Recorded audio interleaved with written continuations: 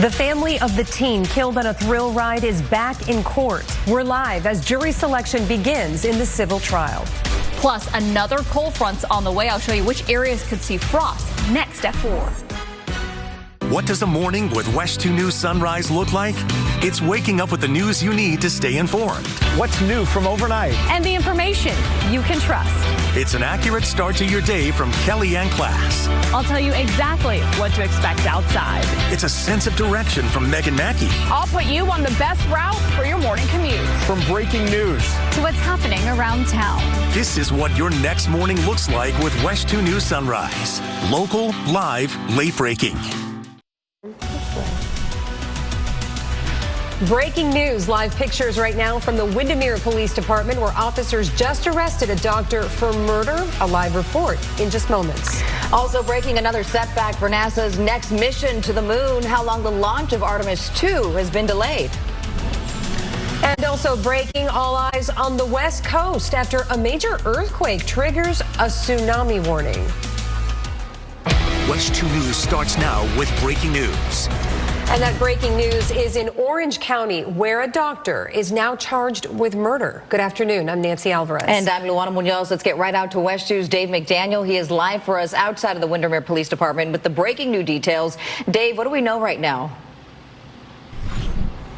According to the Windermere Police Chief, this all started with an early morning emergency call to the doctor's home about 1:30 in the morning, not far from police headquarters itself. And according to the police chief, he gave inconsistent statements that morning. And again, a booking sheet has showed up on the Orange County Jail website, but not a mugshot of the doctor at this point. We asked for the 911 calls, either from that original emergency call or for the calls early this morning. We're told those not being released because of an ongoing investigation. Covering Orange County, live in Windermere, Dave McDaniel, WESH 2 News. All right, thank you, Dave. We're also following breaking news out west, where officials just canceled a tsunami warning after a major earthquake struck off of the coast of California. Here's where it hit. This is a map from the U.S. Geological Survey. Officials say the magnitude 7 quake hit about 2.5 hours ago, 62 miles west of Ferndale, California. Another quake, a 5.8, was reported just a few minutes later near Cobb, California. News helicopters are already up there scanning the coastline for high waves, but at this point, nothing out of the ordinary has been reported. Also, no reports of any injuries. Also breaking right now, another setback for NASA and its plan to return to the moon. NASA Chief Bill Nelson just announced the next Artemis mission is delayed yet again. The 4-person crew was scheduled to blast off late next year on a mission to orbit the moon and then return to Earth. But this afternoon, Nelson said the launch is now targeted for April of 2026. The decision comes after a lengthy look at the heat shield of the Orion capsule, which will eventually be used for those crewed missions. During Artemis 1, which was uncrewed, the capsule's heat shield suffered excessive damage. Today, Nelson said NASA will proceed with the heat shield, but would make changes to Orion's re-entry path. Additionally, we need to complete our updates to the Orion environmental controls and the life support systems that were identified earlier this year. And that's a very important part. The ECLIS system, the life support system of Artemis 2, needs to be checked out. That's a very important goal and accomplishment before we go translunar injection to the moon. All right, and coincidence or not, the announcement comes just one day after President-elect Trump nominated Nelson's successor, billionaire Jared Isaacman, as the next NASA administrator. Isaacman has flown on 2 private missions for SpaceX, including the Polaris Dawn mission, which included the first private spacewalk. And this is the latest headache for our space program. Today marks 6 months in space for Boeing crew members Butch Wilmore and Sunny Williams. They are still at the International Space Station due to those problems with Boeing's Starliner spacecraft, which returned to Earth without them earlier this year. And the woes at Boeing continue on the Space Coast as the aerospace giant has announced more than 100 people will be laid off. We're taking a closer look at the impact of those layoffs on WESH 2 News at 5. And the show goes on for SpaceX. A Falcon 9 blasted off just before launch from KSC. No Starlinks on this one. This mission took a Sirius XM satellite into orbit. The first stage booster landed safely on the drone ship out in the Atlantic. All right, very nice. All right, more breaking news, this time in Orange County, where a jury is about to get the case of a 14-year-old boy who died after slipping from a free fall ride on International Drive. Attorneys are giving their closing arguments in this civil trial surrounding the death of Tyree Sampson. WESH 2's tonight, Geber Geddes is live at the Orange County Courthouse this afternoon with the late breaking details tonight. Yeah, you know, guys, as you can imagine, there were a lot of tears in the courtroom today, especially when Tyree's mom, dad, and older brother gave their testimony. 7 men were seated this morning for the jury. The attorneys representing the family gave their arguments. But what's missing inside that courtroom, the defendant, the foreign company responsible for building, testing, and designing the free fall ride. A National Civil Rights Attorney Ben Crump is also inside the courtroom representing Tyree's dad. And this trial is to determine how much money the company has to pay to Tyree's family. So closing arguments are underway, and that means the jury can start deliberating pretty soon. As soon as we get their decision, we will share it with you. Reporting live in Orlando, Geber Geddes, WESH 2 News. All right, and right now we want to give you this look at something that is always an awesome sight. That's right, it's still kind of chilly out there today, and it's especially chilly if you are a manatee. Chopper 2 live over Blue Springs State Park, where the sea cows were huddling together, all to stay warm. They're very smart. A little warmer out there for longtime Floridians. It's still cold.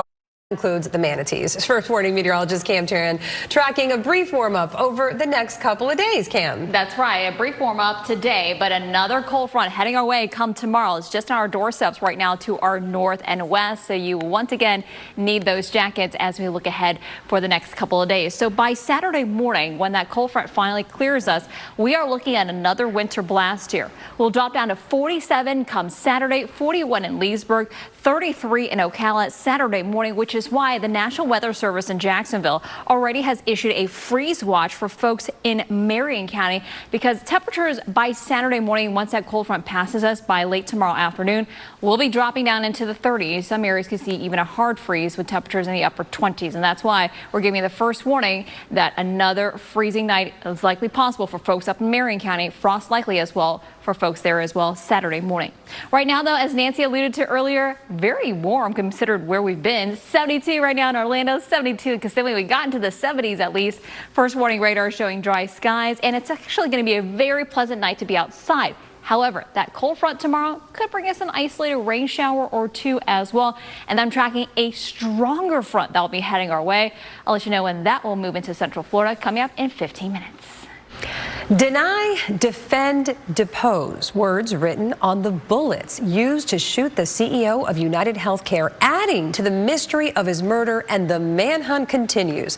WESH 2 Stuart Moore joins us in the studio now with the very latest on this search and this investigation. Just a horrific and wild case. It's a bizarre case, to say the least, and it's captured the attention of the nation. Those words that were found written on the shell casings in front of the hotel where Brian Thompson was shot. Surveillance video shows Thompson in that blue suit walking outside early yesterday when a gunman came up from behind, raised the gun, and opened fire. That's going to say Thompson was on his way to speak at United Health Group's investor conference when he was attacked. In just the last couple of hours, police released 2 new pictures of who they think is the suspect. Take a look. This is our best view of the suspect's face. People online have been saying that's not him because they say it's a different jacket, but that's a whole nother story. In other pictures and video, they were seen wearing a face mask in this case. A motive behind the murder still remains unclear, but a former FBI supervisor says the shooting has all the markings of a personal vendetta. Nancy and Luana, back to you. All right, Stu. Well, a father is now charged with first-degree murder and several counts of child abuse in the death of his 6-year-old son. 25-year-old Larry Rhodes was indicted by an Osceola County grand jury. Deputies say his son was found unconscious with his head in a toilet at a Kissimmee motel back in July of 2022. The boy died in the hospital that August. Rhodes reportedly told investigators the child passed out, but deputies say he showed signs of abuse. The father's Multiple child abuse charges stem from accusations surrounding the neglect and physical abuse of other children in the hotel room. Well, right now, DeLand police need your help to find the driver who hit and killed a man on his bike. The crash happened in the Bent Oak subdivision on the night of November 15th. Police say that the victim was riding his e-bike on East Taylor Road when a car hit him and then drove off. The man died 5 days later. The car and the driver have not been found. Police believe it might be a light-colored sedan, possibly a Nissan with front-end damage. If you know anything, you're asked to call DeLand police. All right, just in, a race against time after a car takes a dangerous plunge. Watch out! Watch out! Get off the car! Get off the car! Wow, 2 young women were trapped inside. How deputies managed to get them out just in the nick of time. Plus, robbed on the job, postal worker after postal worker targeted at gunpoint, and not for their packages when investigators say these crooks were going after.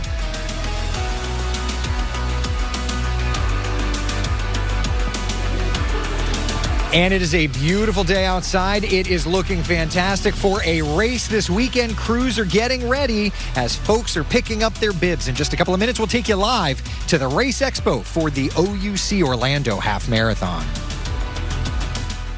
Closed captioning brought to you by National Floors Direct. All it takes is one donation. One donation to help make a difference for families in need during the holidays. That's why at WESH 2, we partner with Second Harvest Food Bank for Share Your Christmas. Each item of food that passes through here goes right back into the community. So join us Friday, December 13th at one of our 6 food drop-off sites across Central Florida, or visit WESH.com to make a virtual donation. Help make the holidays special and share your Christmas. It's almost go time for the runners taking on the OUC Orlando Half Marathon this Saturday. The race will run 13.1 miles through downtown Orlando, and WESH is your home for all of it. That's right. The runners are getting ready for race day with a trip to the Plaza Live. It's where Track Shack is hosting the inaugural Race Expo. Eric Burris is live for us there tonight. And Eric, we know everyone wants to know if the race day will be as hot as last year. And the answer is a very firm no. It's so nice. I mean, temperatures are going to start off a little cool. And so I was talking to folks with Track Shack about how they handle that. And the one thing that they had suggested was to wear layers while you're waiting. And then you can just kind of throw those layers off right at the start line. They'll be there. They'll have them all set. That way, when you're done shedding the layers, you'll be able to come back and get that all taken care of. But here at the Expo, this is big. The first time that they're not doing bib pickup for the OUC Orlando Half at Track Shack, and it's because this is a bigger event. They want to make it a bigger event. So here at the WESH booth, we've got where you can fill out signs. Luis and I have been helping folks when you WESH upon a finish line. Come on, that's adorable, right? And there have been plenty of people here picking up bibs throughout the day. But one big thing when we talk about events like this is nutrition, making sure that you're in tip-top shape. And so, got to tell you, Nat Glacken from GOO is joining us here. Very good. Thank you, buddy. Appreciate it. This is a very exciting time for Central Florida, all right? Trying to make this a bigger and bigger event every year. I've seen a lot of people coming. And if you're saying to yourself, man, I wish I had signed up for that race, there are still registrations available. You just come right down here to the Plaza Live. We'll be out here again tomorrow making signs, handing out freebies, and of course, getting you all registered for the 5K and the full half marathon. So much fun. Looking forward to watching Saturday morning. But for now, that's the very latest covering Orange County in the Milk District of Orlando. Eric Burris, WESH 2 News. All right, thank you, Eric. And of course, the OUC Orlando Half Marathon Race Expo runs today until 6 p.m. and Friday from 9 a.m. until 6 p.m. And then we cannot wait to see everyone in downtown Orlando on Saturday. That's because WESH is your home for the OUC Orlando Half Marathon.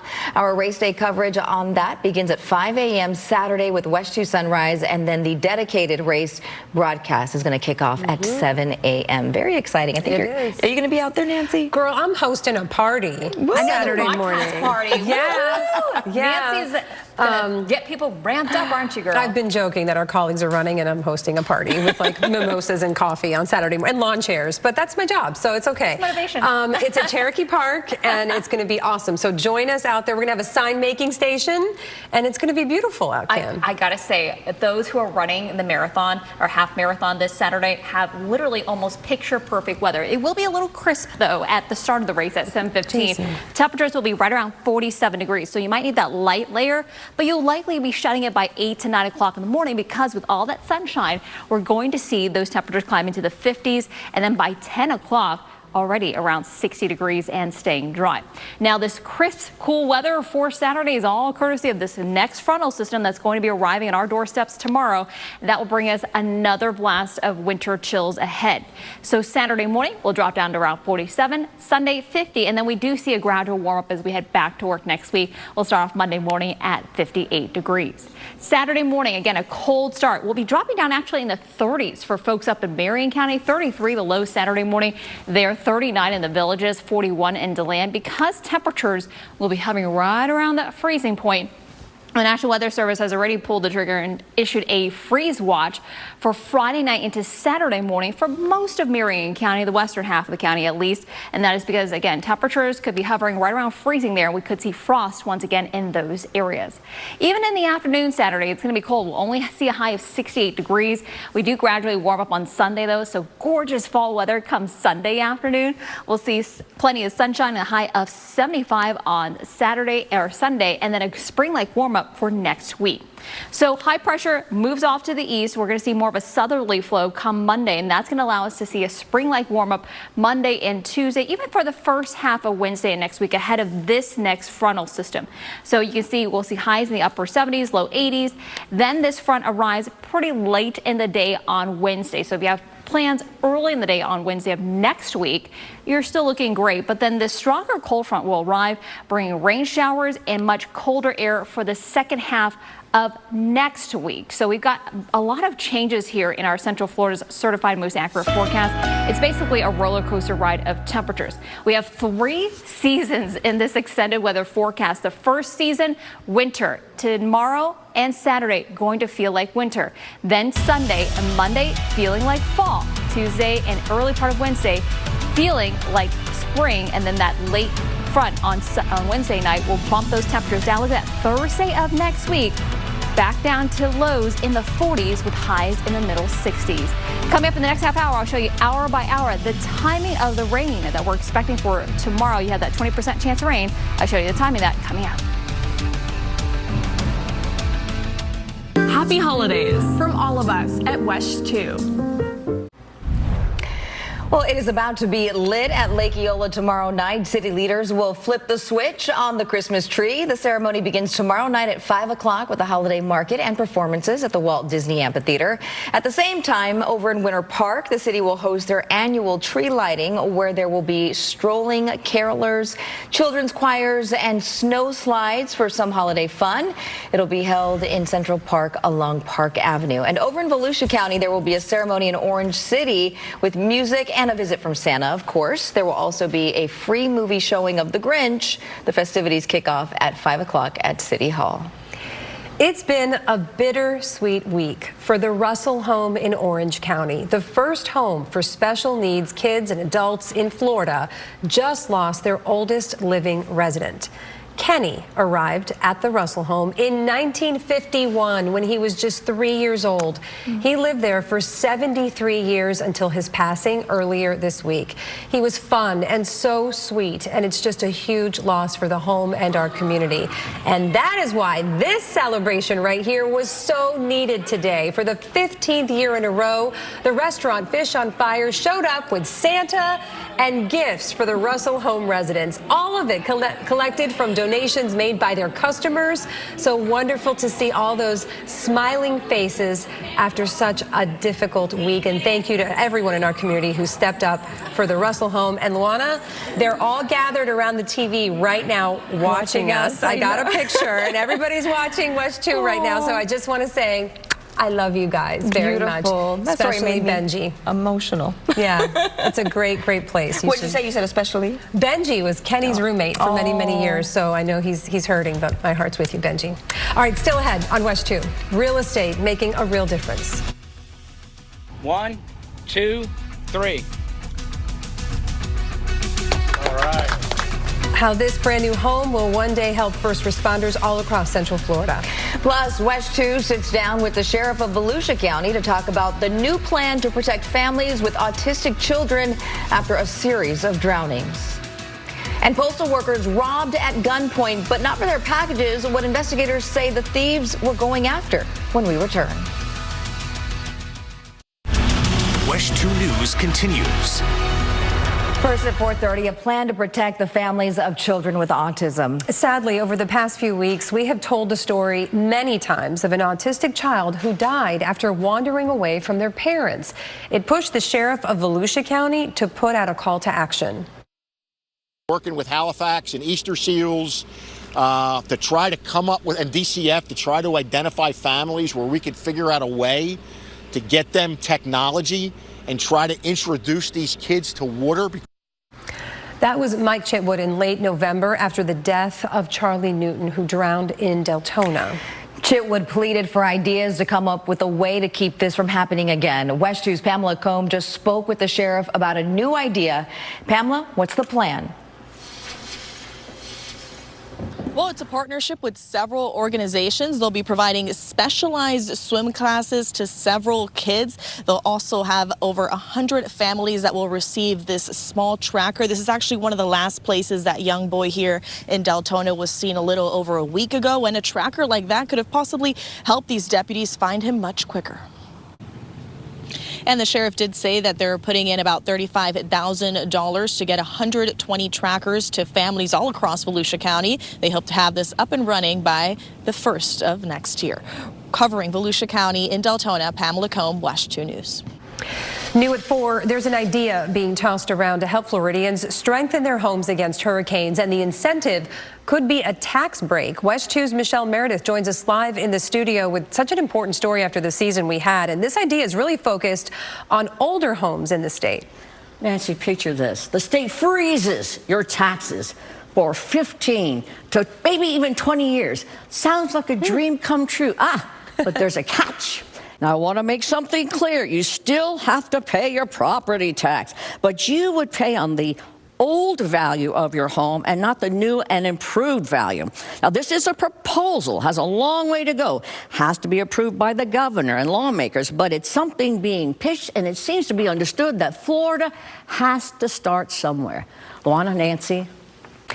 Trump's plan to bring efficiency to the federal government takes center stage with Elon Musk and Vivek Ramaswamy visiting Capitol Hill today. The two men are tasked with rooting out government waste. NBC's Alice Barr explains what the chopping block could be.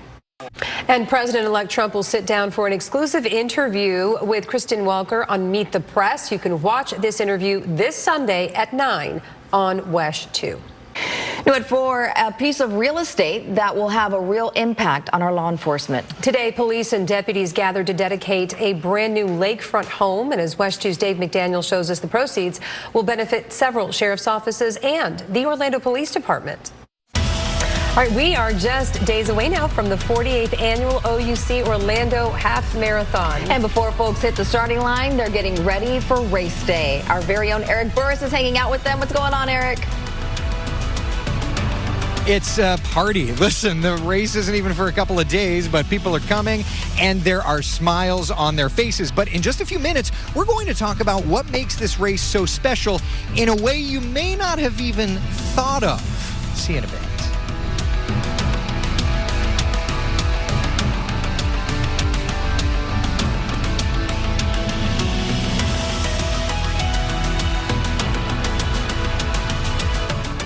Closed captioning is sponsored by Rubenstein Law. Injured? Call 1-800-FL-LEGAL. Happy holidays. From all of us at WESH 2.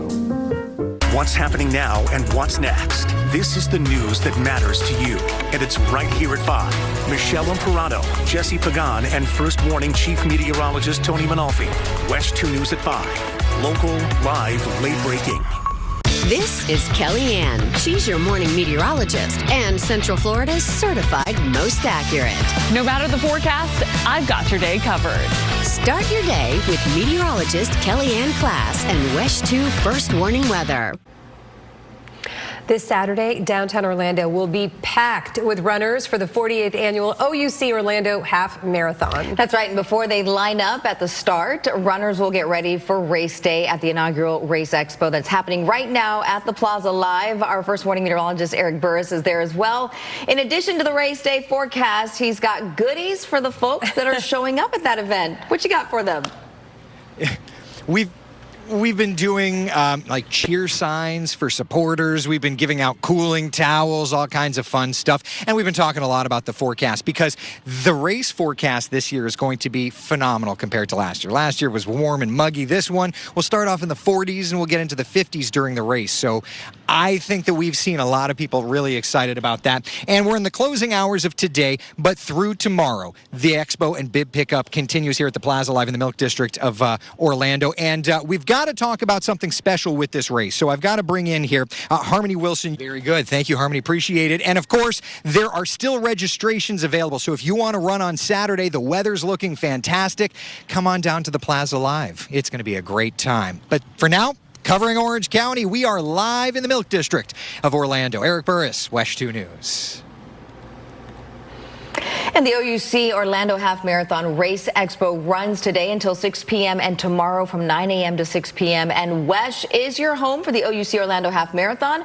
Our race day coverage on this begins at 5 a.m. Saturday with WESH 2 Sunrise Team. And then the dedicated race broadcast is going to kick off at 7 a.m. So much is going on that day, Nancy. Yeah, and a block party as well. I'm gonna pitch it one more time. Yeah, invite folks to come out. It's going to be at Lake Cherokee Park in that Delaney Park neighborhood in downtown. I'm going to be there. We're going to have a big screen so we can watch all the runners. Nice. Sign making. It's going to be a lot of fun, and it's going to be beautiful, Kate. I know. Eric just alluded to it earlier. First morning meteorologist Eric Burris talked about how nice and cool it's going to be. This is like almost perfect running weather. Seriously, as someone it makes you want to be a runner. Yes, it's going to hopefully be motivation. Or sit in lawn chairs with me and watch the runners. Yeah, that's true. It's great weather for everyone, spectators, runners alike. And the reason why it's going to be so nice is because of this cold front. It'll be arriving by tomorrow, and behind it, we're going to see crisp, cool air move into central Florida. But before that air moves in, we are going to see some clouds tomorrow and a chance for a spotty or isolated rain shower. Here's a look at Futurecast around 7 o'clock tomorrow morning. Notice the clouds already building in. It'll be mostly cloudy through the day tomorrow with a chance of an isolated rain shower for areas north and west. By the time the front reaches the I-4 corridor, it is very, very weak. Could see a spotty drizzle or two, but it's going to be mostly cloudy out tomorrow, and it will be a lot cooler as well. You notice by 5 to 6 o'clock, the clouds do gradually clear on out, and then that's when the temperatures will begin to plummet. Highs tomorrow afternoon only in the 60s, upper 50s for areas north there in Palm Coast, but look at the lows come Saturday morning. Again, we're dropping back down into the 40s, 47 the low in Orlando, 33 though in Ocala, upper 30s in the Villages, and because we'll be hovering just around the freezing point, there is a freeze watch in effect for folks in Marion County starting at 11 o'clock Friday night into Saturday morning because of that potential of that freeze. So for folks for the OUC Orlando Half Marathon, really nice weather. A bit chilly, though, at 7:15 when the race begins. Temperatures will be right around 47 degrees with the wind chill more like 44, 45. And then by 8 o'clock, nice weather for running. That sunshine will allow us to warm up into the low 50s. And then by 10 o'clock, sunshine with pleasant conditions, temperatures right around 60 degrees.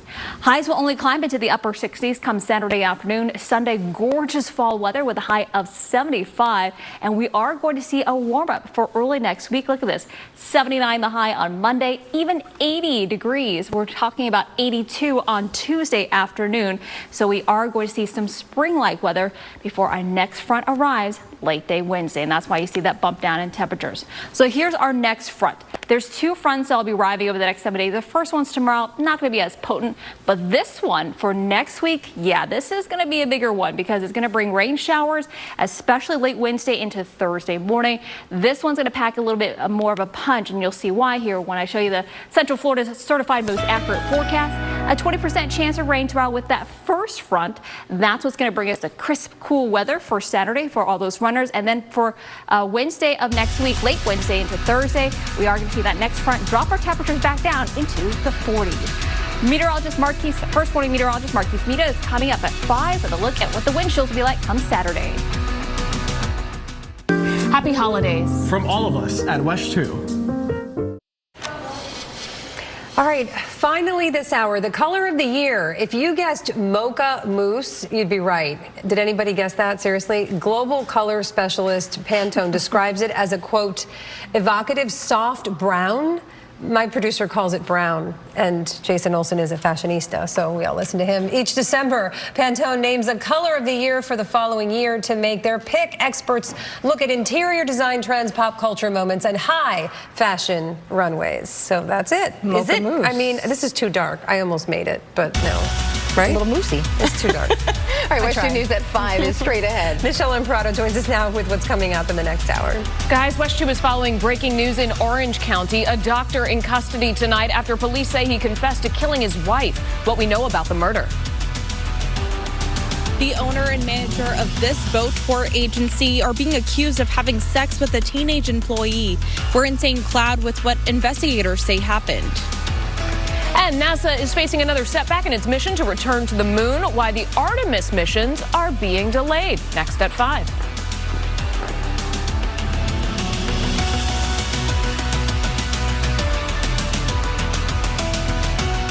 Happy holidays. From all of us at WESH 2.